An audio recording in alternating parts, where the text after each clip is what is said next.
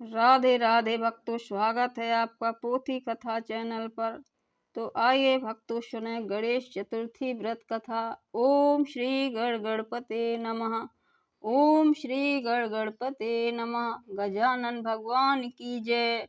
प्रिय भक्तजनों, फागुन मास के गणेश चतुर्थी का व्रत विनायकी चतुर्थी का व्रत करने से सभी प्रकार की परेशानी दूर होती है, गरीबी दूर होती है, सभी संकटों का निवारण होता है। यह व्रत रोग शोक का निवारण है।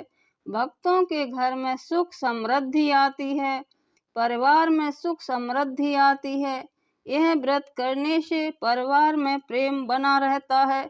इस दिन भगवान श्री गणेश जी की हिरण्यम रूप गणेश जी की पूजा की जाती है। भगवान श्री गणेश सा परिवार व्रतधारी भक्त के घर की सभी कामनाएं पूरी करते हैं। इस व्रत को श्री गणेश जी ने अपने मुख से माता पार्वती के पूछने पर स्वयं कहा था। एक बार माता पार्वती ने श्री गणेश जी से पूछा, हे गजानन, इस संसार में मृत्यु लोक के मनुष्य बहुत दुख भोगते हैं, ऐसा कोई व्रत बताइए जिससे उनका कल्याण हो। तो भगवान श्री गजानन बोले, हे माता, हे जगत जननी माँ, हे अम्बिका माँ, ऐसा ही प्रश्न अर्जुन ने श्री कृष्ण से पूछा था। आज मैं आपको वही कथा सुनाता हूँ। फागुन मास में कृष्ण पक्ष की चतुर्थी को हिरण्य रूप गणेश जी की पूजा करनी चाहिए। कथा को सुनने वाला मनुष्य भी पुण्य फली का भागी होता है। तो माता, हे माँ जगत जननी, हे माँ अम्बिका, इस कथा को ध्यान पूर्वक सुनो। प्रत्येक माह में आने वाली कृष्ण पक्ष की चतुर्थी को संकट चतुर्थी कहा जाता है। यह व्रत माता पार्वती के पुत्र श्री गणेश जी को समर्पित है।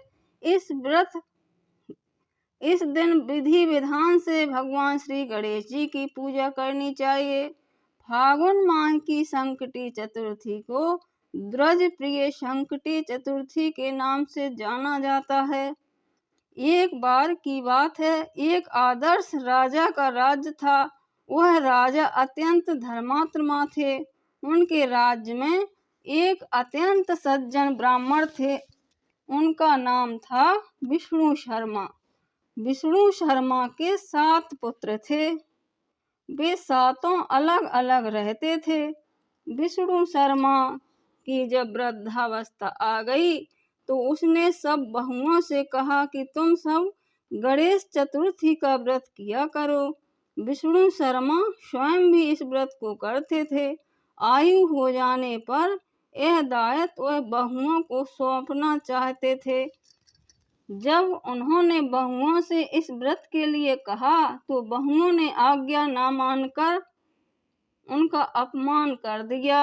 अंत में धर्मनिष्ठ छोटी बहू ने ससुर की बात मान ली। उसने पूजा के सामान की व्यवस्था करके ससुर के साथ व्रत किया और भोजन नहीं किया। ससुर को भोजन करा दिया।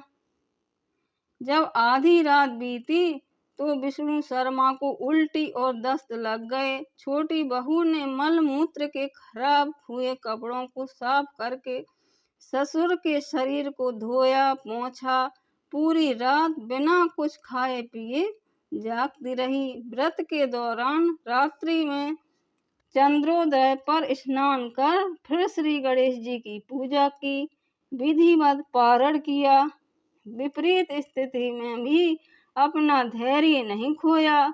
पूजा और ससुर की सेवा दोनों श्रद्धा भाव से करती रहीं। गणेश जी ने उन दोनों पर अपनी कृपा की। अगले दिन से ही ससुर जी का स्वास्थ्य ठीक होने लगा और छोटी बहू का घर धन धान से परिपूर्ण हो गया। फिर तो अब अन्य बहुओं को भी इस प्रसंग से प्रेरणा मिली और उन्होंने अपने ससुर से क्षमा मांगते हुए फागुन कृष्ण संकटी गणेश चतुर्थी का व्रत किया और साल भर आने वाली हर चतुर्थी का व्रत करने का शुभ संकल्प लिया। श्री गणेश जी की कृपा से सभी का स्वभाव सुधर गया। बोलो गणेश जी महाराज की जय। प्लीज माय चैनल सब्सक्राइब और लाइक करें।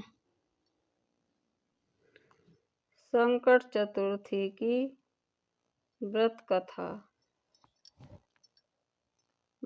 एक बार महादेव जी पार्वती शहर नर्मदा के तट पर गए। वहां एक सुंदर स्थान पर पार्वती जी ने महादेव जी के साथ चौपड़ खेलने की इच्छा व्यक्त की। तब शिव जी ने कहा, हमारी हार जीत का साक्षी कौन होगा? पार्वती ने तत्काल वहां घास के तिनके के बटोर कर एक पुतला बनाया। उसमें प्राण प्रतिष्ठा करके उससे कहा, बेटा हम चौपड़ खेलना चाहते हैं, किंतु यहाँ हार जीत का साक्षी कोई नहीं है, अतः खेल के अंत में तुम हमारी हार जीत के साक्षी होकर बताना कि हम में से कौन जीता कौन हारा। खेल आरंभ हुआ। देवयोग से तीनों बार पार्वती जी की ही जीती। जब अंत में बालक से हार जीत का निर्णय कराया गया तो उसने महादेव जी को विजयी बताया। परिणाम स्वरूप पार्वती जी ने क्रुद्ध होकर उसे एक पांव से लंगड़ा होने और वहां कीचड़ में पड़ा रहकर दुख भोगने का श्राप दे दिया। बालक ने विनम्रता पूर्वक कहा, माँ मुझसे अज्ञानवश ऐसा हो गया है, मैंने किसी कुटिलता या द्वेष के कारण ऐसा नहीं किया, मुझे क्षमा करें तथा शाप से मुक्ति का उपाय बताएं। तब ममता रूपी माँ को उस पर दया आ गई और वे बोली, यहाँ नाग कन्याएं गणेश पूजन करने आएंगी, उनके उपदेश से तुम गणेश व्रत करके मुझे प्राप्त करोगे। इतना कहकर वे कैलाश पर्वत चली गईं। एक वर्ष बाद वहां श्रावण में नाग कन्याएं गणेश पूजन के लिए आईं। नाग कन्याओं ने गणेश व्रत करके उस बालक को भी व्रत की विधि बताई। तत्पश्चात बालक ने 12 दिन तक श्री गणेश जी का व्रत किया। तब गणेश जी ने उसे दर्शन देकर कहा, मैं तुम्हारे व्रत से प्रसन्न हूँ, मनोवांछित वर मांगो। बालक बोला, भगवान मेरे पांव में इतनी शक्ति दे दो कि मैं कैलाश पर्वत पर अपने माता पिता के पास पहुंच सकूं और वे मुझ पर प्रसन्न हो जाएं। गणेश जी ने तथास्तु कहकर अंतर ध्यान हो गए। तब बालक भगवान शिव के चरणों में पहुंच गया। शिव जी ने उससे वहां पर पहुंचने के साधन के बारे में पूछा। तब बालक ने सारी कथा शिव जी को सुना दी। उसी दिन से अप्रसन्न होकर पार्वती शिव जी से भी विमुख हो गईं। तदुपरांत भगवान शंकर ने भी बालक की तरह 21 दिन तक पर्यंत श्री गणेश जी का व्रत किया, जिसके प्रभाव से पार्वती के मन में स्वयं महादेव जी से मिलने की इच्छा जागृत हुई। वे शीघ्र ही कैलाश पर्वत पर आ पहुंची। वहां पहुंचकर पार्वती जी ने शिव जी से पूछा, भगवान आपने ऐसा कौन सा उपाय किया जिसके फलस्वरूप मैं आपके पास भागी भागी आ गई हूँ। शिव जी ने गणेश व्रत का इतिहास उनसे कह दिया।